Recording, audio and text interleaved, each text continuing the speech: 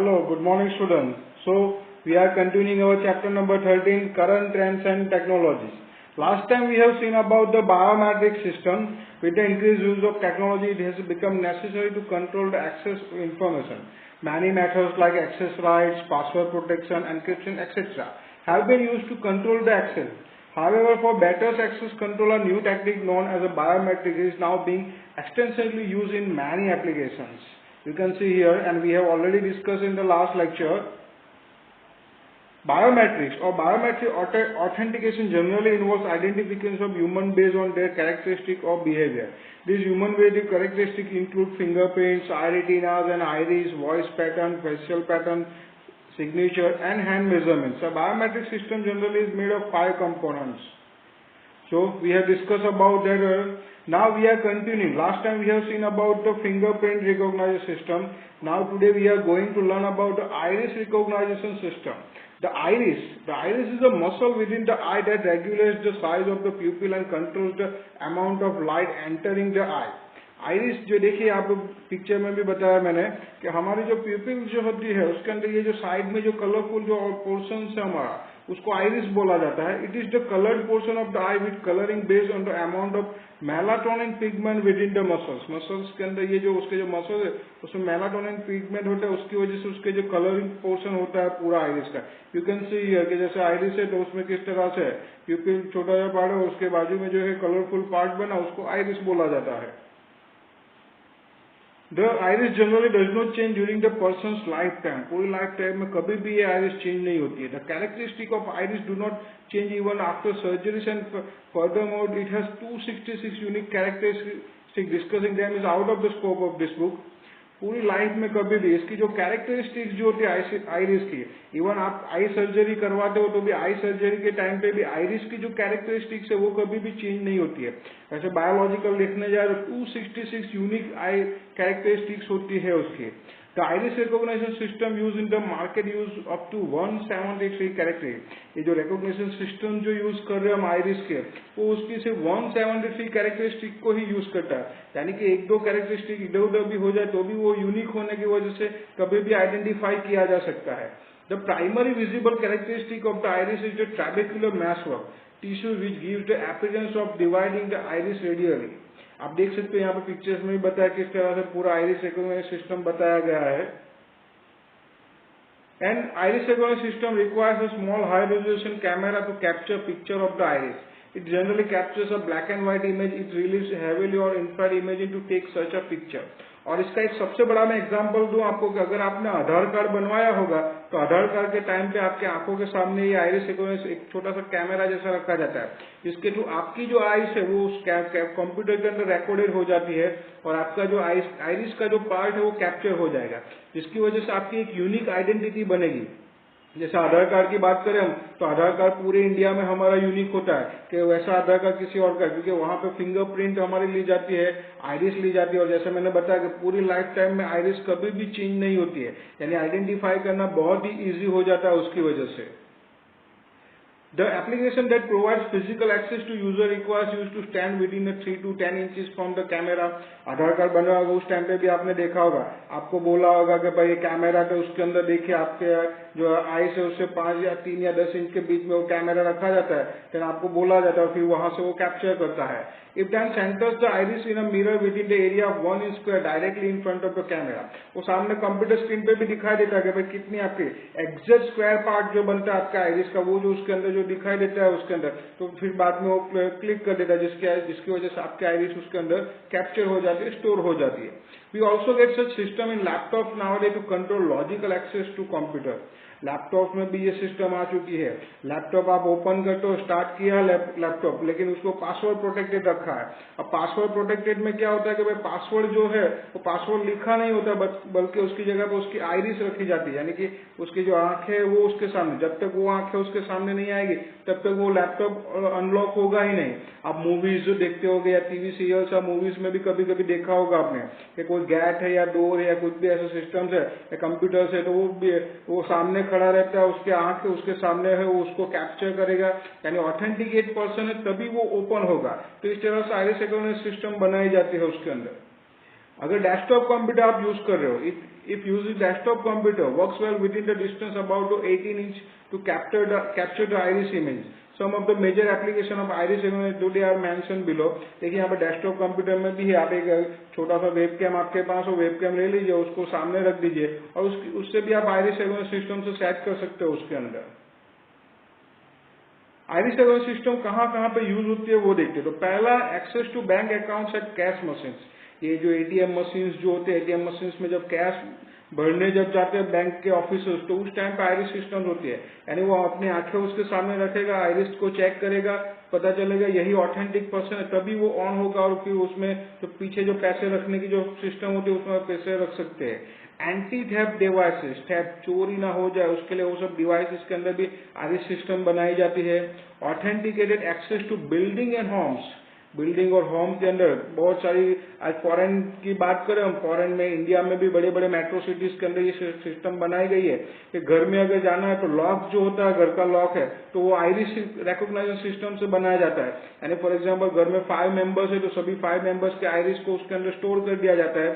सामने जब बंदा खड़ा रहेगा तो उसके जो आइरिस है वो चेक करेगा, अगर वो ऑथेंटिकेट पर्सन होगा यानी कि जो घर का फैमिली मेंबर हो तभी वो डोर खुलेगा, वरना डोर खुलेगा ही नहीं। यानी कोई जो अननोन पर्सन है वो आके अगर घर में घुसने की ट्राई करेगा, चोरी करे, तो वो डोर ही नहीं खोल पाएगा उसके। तो ये इस तरह से सिस्टम भी यूज होती है यहाँ पे। नेक्स्ट बात करें, automated international border crossing use a substitute of passport to stop illegitimate entry into country by unauthentic persons. Foreign countries की बात करें, अमेरिका की बात करें, ऑस्ट्रेलिया की बात करें हम, तो वहां पे जो बॉर्डर्स होती है, वहां पे जो कंट्रीज है, तो वो बॉर्डर्स है वो एक दूसरे के साथ बाय रोड जुड़ी हुई है, तो वहां पे एंट्री करनी है आपको, तो वहां पे एंट्री करना, जैसे मैं आपको बात करूं कि अगर पासपोर्ट है तो आपको वीजा लेना पड़ेगा किसी भी कंट्री में जाने के लिए। तो जब वीजा आपका एक्सेप्टेड होता है तो उस टाइम पे आपके आइरिस भी सेट की जा रही है, क्योंकि जब आप पासपोर्ट बनवाने जाए, अगर आपने पासपोर्ट बनवाया होगा तो आपको आइडिया होगा तो उसमें आपके सभी फिंगरप्रिंट्स ली जाती है, साथ में आपके फेस रिकॉग्नाइज सिस्टम सेट किया जाता है, आइरिस है क्या, यानी वीजा मिला है तो उसमें वो चेक करेगा, वो मशीन होता है वहां पे वो चेक करेगा। जैसे आप आइरिस आप उसके अपनी आंखें उसके सामने लाओगे तो चेक करेगा, तो उसके डेटाबेस में चेक होगा भाई इस पर्सन को वीजा मिला है कि नहीं मिला। अगर वीजा मिला है तो ही वो बॉर्डर के अंदर क्रॉस करके यानी कि दूसरी कंट्री में वो जा पाएगा। तो इस तरह सिस्टम भी यूज हो रही है। ऑटोमोबाइल इग्निशन एंड अनलॉकिंग, देखिए पिक्चर में भी मैंने बताया, यहाँ पे फोटो रखा उसका, देखिए कार है, कार के सामने उसमें भी कैमरा रखा होता है, जब तक आप वो जो ऑथेंटिकेट पर्सन है वो उसके सामने दिखाए तभी कार का लॉक खुलेगा। इवन इग्निशन में कार जो चालू होनी चाहिए, अगर सामने बंदा वो जो ड्राइविंग की सीट पे बैठा है वो उसका जो ऑनर है या जो ड्राइविंग कर रहा है उसकी जो आइरिस है उसने सेट की है वो होगा तो ही कार चालू होगी, वरना कार चालू ही नहीं होगी। तो इस तरह से सिस्टम भी आइरिस रिकॉग्निशन के अंदर बनाई जा रही है। एविएशन सिक्योरिटी, एविएशन एयरलाइंस के अंदर भी सिक्योरिटी इस तरह से सेट की जाती है, उसके स्टाफ मेंबर्स है एयरलाइंस के, क्योंकि आप देखते हो कभी मूवीज और ये सब में न्यूज में देखा भाई एयरलाइंस है तो एयरलाइंस के अंदर जो unauthentic person unknown person plane को हाईजैक करने के लिए या फिर ऐसे कुछ प्रॉब्लम इश्यूज क्रिएट करने के लिए एंटर हो जाए, तो ऐसे अनऑथराइज पर्सन एंटर ना हो, इसलिए एविएशन सिक्योरिटी में भी सिस्टम बनाई गई है। देन बायोमेट्रिक की क्रिप्टोग्राफी बायोमेट्रिक सिस्टम्स के अंदर यूज होता है। Cellphone and other wireless device based authentication, आज जितने भी नए नए जो स्मार्टफोन्स आ रहे हैं, मोबाइल फोन आ रहे हैं, तो मोबाइल फोन के अंदर भी ये सिस्टम बनाई गई है। अब तो फिंगरप्रिंट तो है, यानी कि फिंगरप्रिंट से आप लॉक खोल सकते हो। आईडी सिस्टम भी बनाई गई, यानी कि आप उसके सामने खड़े होकर उसका कैमरा चेक करेगा कि भाई यही बंदा, ये जो जिसका स्मार्टफोन है वही है, तो ही वो फोन अनलॉक होगा, वरना फोन अनलॉक होगा ही नहीं। तो ये सिस्टम भी अब तो बन चुकी है यहाँ पे। Controlling access to restricted area, restricted area के अंदर जो है, जैसे फॉर एग्जांपल बहुत सारे ऐसे एरियाज होते हैं जो रिस्ट्रिक्टेड है, यानी कि नॉर्मल जनरल पर्सन वहां पे एंट्री नहीं कर सकते, तो वहां पे भी ये सिस्टम बनाई गई है। देखिए यहाँ पे पिक्चर में मैंने बताया रिस्ट्रिक्टेड एरिया है, वो अगर वो जो पर्सन है वो उस एरिया में यानी कि उसका स्टाफ मेंबर है तो ही वो जा पाएगा, वरना पर्सन नहीं जा पाएगा। Creation of a watch list database used by government to keep track terrorist के लिए। नॉर्मली टेररिस्ट जो होते हैं तो उसमें आपने देखा होगा मूवीज ये सब में, तो टेररिस्ट अपना वो फेस चेंज करवा देते हैं पूरा। अब फेस चेंज करवा दिया उन्होंने, प्लास्टिक सर्जरी करके फेस चेंज, लेकिन सबसे बड़ा प्रॉब्लम होता है कि वो अपनी आई चेंज नहीं करवा सकते, क्योंकि आई तो उसकी वही है, वही रहेगी। और आइरिस जो होती है, आइरिस तो जैसे बताया कि लाइफ टाइम कभी भी चेंज नहीं होती उसकी कैरेक्टर, और पूरे वर्ल्ड में यूनिक होती है। यानी कि आपकी जो आइरिस है वैसे आइरिस किसी और पर्सन की आपके जैसा सेम टू सेम दिख रहा होगा, फिर भी उसकी आइरिस और आपकी आइरिस दोनों की अलग होगी। तो ये यहाँ पे इसका डेटाबेस बना है। टेररिस्ट है, अगर वो अपना फेस चेंज करे फिर भी आइरिस की वजह से वो पकड़ा जा सकता है। Database access and computer login के लिए भी, डेटाबेस एक्सेस करने के लिए भी ये यूज होता है। तो आइरिस रिकॉग्निशन सिस्टम ये सब जहाँ पे यूज होता है। नेक्स्ट जो है हमारा नेक्स्ट बायोमेट्रिक सिस्टम है voice and speech recognition system, यानी आवाज से। आप मूवीज देखते हैं कि भाई आवाज होगी तो ही, जैसे यहाँ पे देखिए एक पिक्चर भी बताया मैंने, voice control home automation system. Voice or speech recognition is a biometric technique that uses an individual's voice and input to control the activity that can be done by him or her. It relies on features influenced by both of the biological structure of individual's vocal tract and the behavior characteristics of individual. Although we call it voice speech recognition, to correct term is a voice speech verification system. देखिए यहाँ पे भी है, smart home बन चुके हैं अब तो।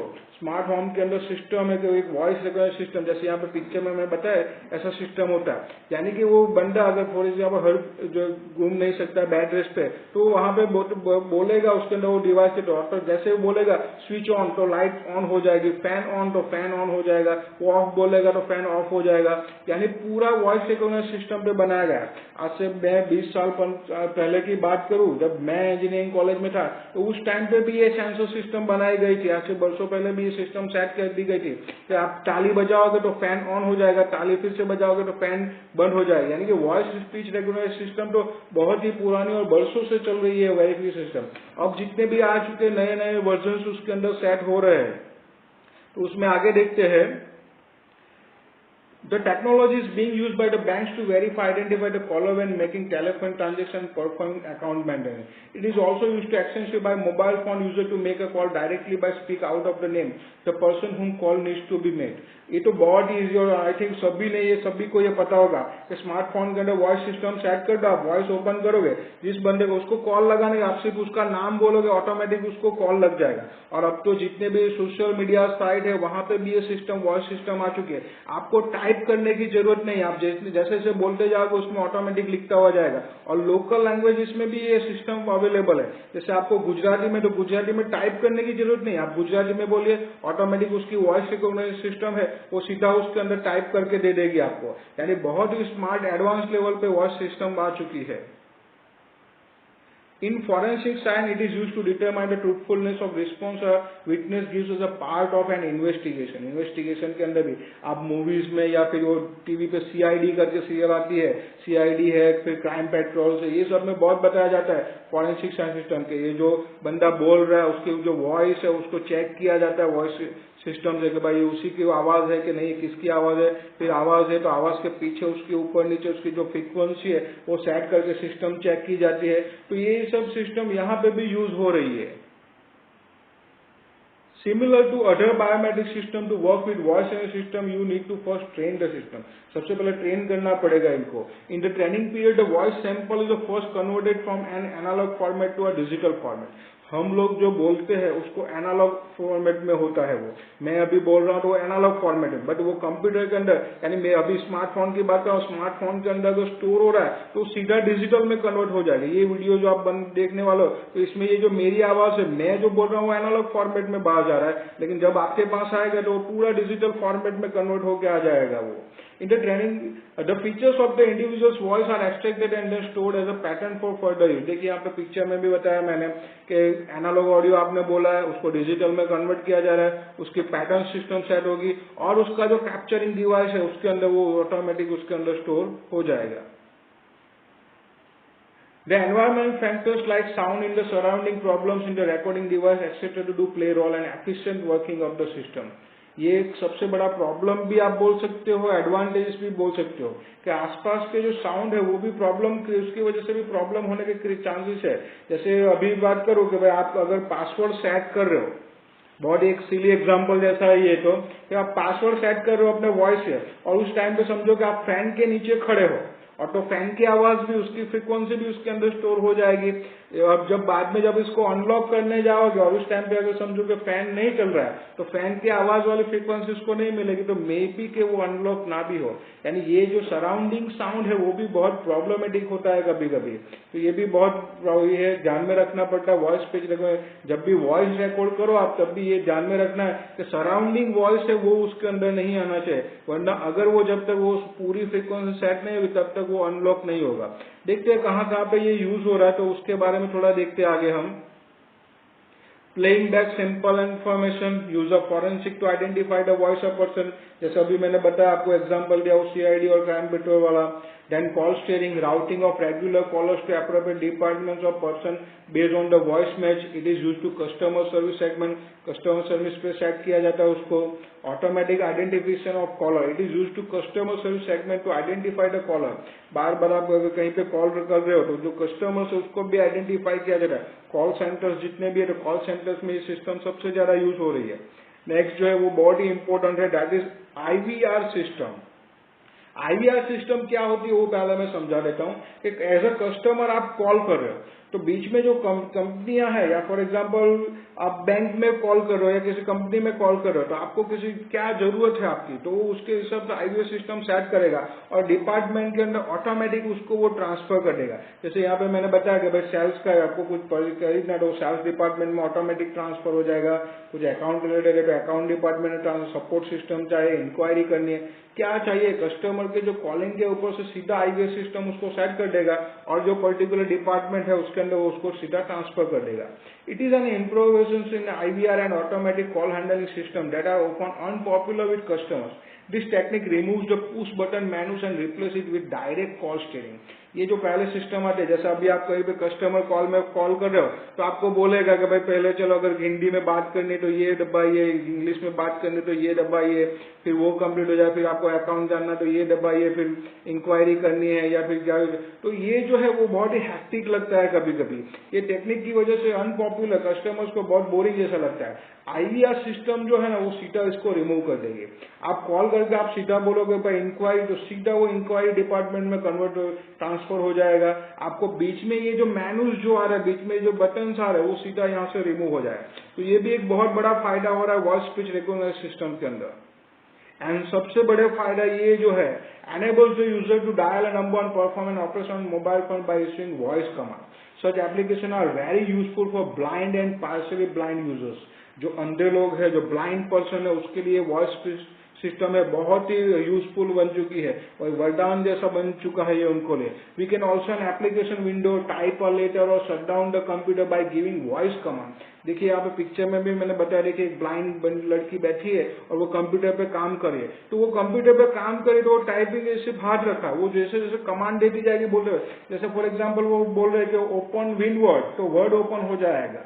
वो बोल रहे कि शट डाउन द कंप्यूटर, तो कंप्यूटर शट डाउन हो जाएगा। तो इस तरह से पूरा सिस्टम जो है वो ब्लाइंड और पार्शियली ब्लाइंड पर्सन के लिए भी बहुत ही पॉपुलर बन चुका है। Most operating system today are such facility.